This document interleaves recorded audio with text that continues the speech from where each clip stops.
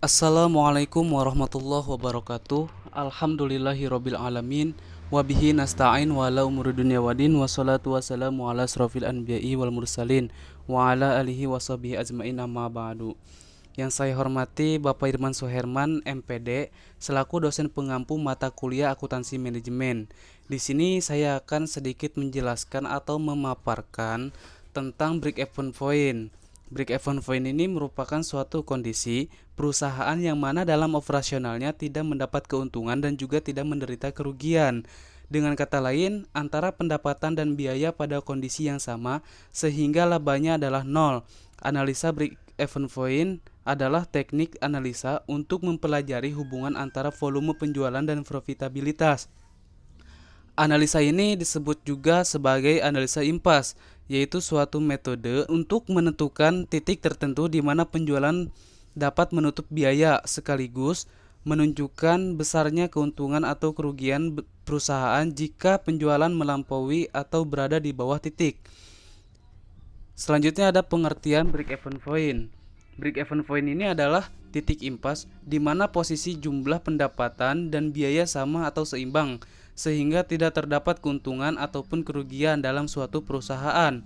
Dalam menjalankan bisnis, setiap pengusaha pasti mengalami yang namanya rugi maupun laba. Laba diperoleh ketika jumlah pendapatan lebih besar daripada seluruh biaya yang dikeluarkan untuk proses produksi. Sedangkan kerugian akan dialami oleh seorang pengusaha jika seluruh hasil pendapatannya tidak mampu menutup biaya produksi yang dikeluarkan. Agar terhindar dari rugi, maka perlu mengenal yang namanya break-even point atau bisa disebut dengan BEP. BEP digunakan untuk menganalisis proyeksi sejauh mana banyaknya jumlah unit yang diproduksi atau sebanyak uang yang harus diterima untuk mendapatkan titik impas atau kembalinya modal. Untuk dapat menentukan analisis BEP, biaya yang terjadi yang harus dipisahkan menjadi biaya tetap dan biaya variabel. Biaya tetap adalah biaya yang jumlah totalnya tetap dan bertambah dengan adanya perubahan volume. Selanjutnya ada komponen penghitungan dasar break-even point. Break-even point memerlukan beberapa komponen penghitungan dasar seperti fixed cost, variable cost, dan selling price. Selanjutnya ada rumus break-even point. Dalam dunia akuntansi dan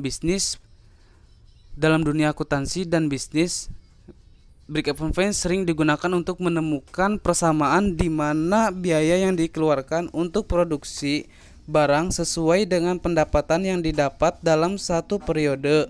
Penghitungan break-even point berguna sebagai salah satu manajemen tool dalam urusan manajerial perusahaan dalam menentukan persoalan yang telah disebutkan.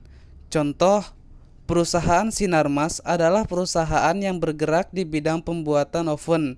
Akuntan manajer perusahaan tersebut dibebankan tugas untuk menghitung jumlah oven yang harus dijual agar dapat mengimbangi biaya operasional yang tercatat sebanyak 60 juta. Sedangkan laba bersih yang dikehendaki perusahaan sebanyak 30 juta. Diketahui total biaya tetap 60 juta, biaya variabel per unitnya 30.000, harga penjual per unitnya 60.000. Laba yang diinginkan sebanyak 30 juta. Yang ditanya adalah BEP dan margin produksi. Rumusnya adalah BEP dalam unit sama dengan biaya tetap produksi dibagi margin kontribusi per unit. 60 juta ini adalah total biaya tetapnya dibagi harga jual per unit dikurang biaya variabel per unit. 60 juta dibagi harga jual per unitnya 60.000 dan biaya variabel per unitnya 30.000.